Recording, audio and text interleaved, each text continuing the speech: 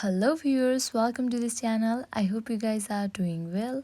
Before we start, make sure to subscribe to this channel and hit that notification bell to get updated from us. Today in this video, I'm going to teach you to ask questions in your Brainly app. Firstly, make sure that you are connected to your Wi-Fi and you are already logged into your Brainly account.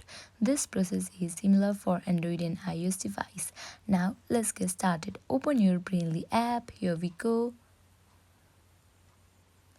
At the top you can see that keyboard sign, tap on that. Now you have to type your question here.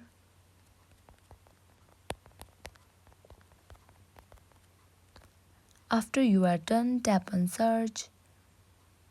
Now you have to tap on that plus icon on the right corner. Complete your question.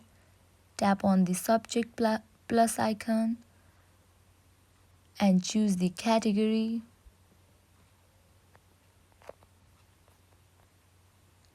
Tap on ask questions on that blue icon. Choose the points here, 10 points I am choosing and tapping on OK. You can see that my questions has been posted. In this way you can ask questions in Brainly app. I hope this video will help you. At last, make sure to like, share and subscribe to this channel. Thank you.